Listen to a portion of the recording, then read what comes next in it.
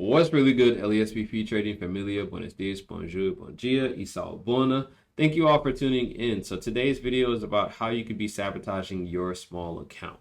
I feel like it's very relatable to anybody who's using a very small account like myself. So let's jump right in before I start talking too damn much and I fuck this video up for the 10th time. All right, so using the wrong lot size. Two things that I wrote down. One was over leveraging and losing a lot of times in a row, or a low win rate.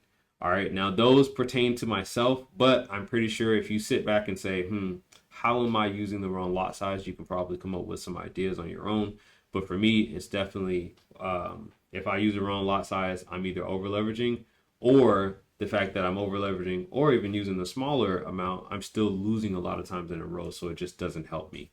Now, with the losing a lot of times in a row, I mean, that kind of depends on your strategy. I know that I'm going to lose a lot of times in a row before I win, which kind of sucks because more than likely I'm going to end up going on tilt one or two times, trying to win here and there.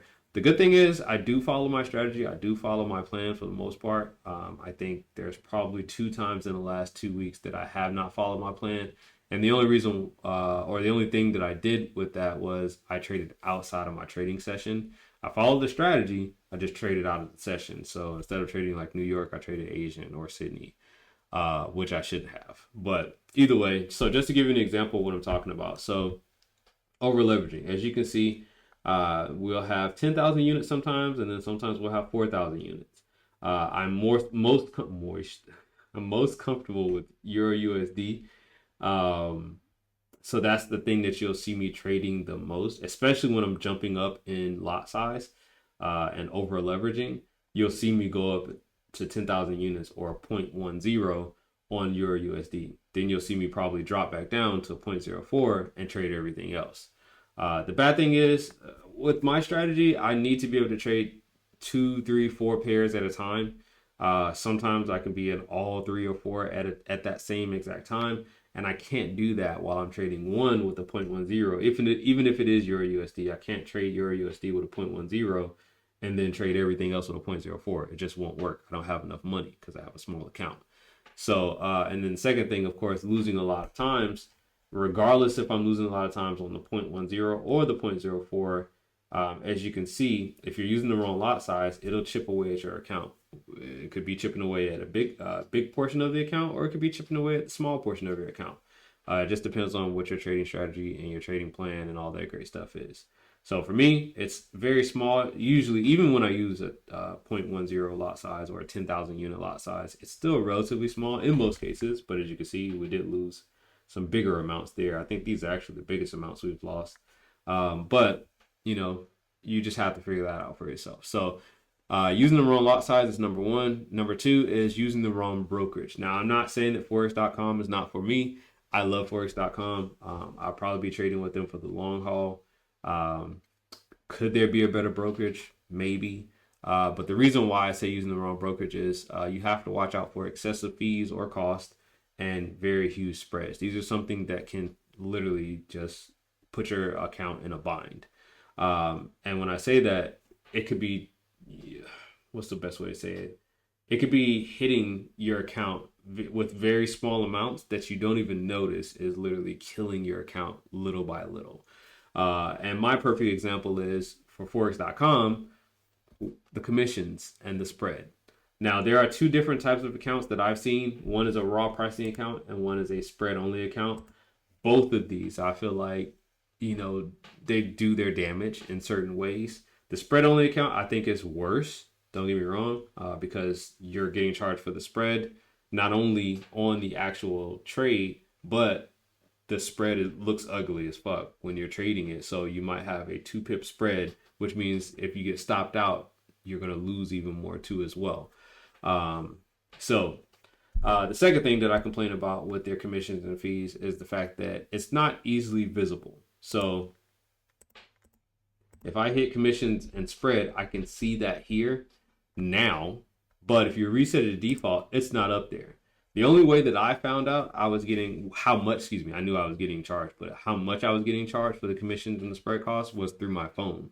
The application tells you, in your trade history, which looks similar to this, or the setup is similar to this. It gives you the entry and the exit and stuff like that or whatever. It actually tells you how much you're getting charged for that commission or how much you're getting charged for that spread. I didn't find out how to put the spread and commissions up here until like maybe about 3 weeks ago.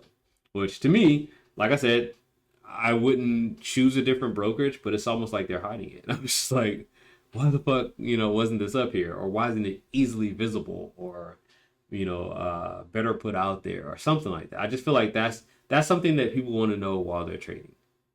It's I don't know. You have the important things, which yes is position size and the price and how much profit you realized or lost. But at the same time, I feel like commissions is definitely one of those things. Just to give an example real quick, so we can get to the next question, or the next point is like here. I won $15.80 at the beginning of this week, which was that Monday. That Monday was the 3rd. By literally right here on the 6th, just in commissions, I lost like $10.50 or $10.60. I'd have to recalculate it, but I know it was over $10. That's not counting the losses that we came up with later on throughout the day or throughout the week, or the winners or anything. That's literally just saying from this point of that $15.80 win, counting this commission up to before our little losing streak right up here, we lost $10 off the bat. So literally, I came out with only winning $5 by Wednesday, and then of course after losing more throughout the rest of this week on the 6th, and then also losing the commissions on those two, we ended up with like $12 to $15 lost on the week. So yeah, it's definitely something that you have to pay attention to. Definitely something that you have to be wary of, because it can definitely tick away at your account little bit by little bit.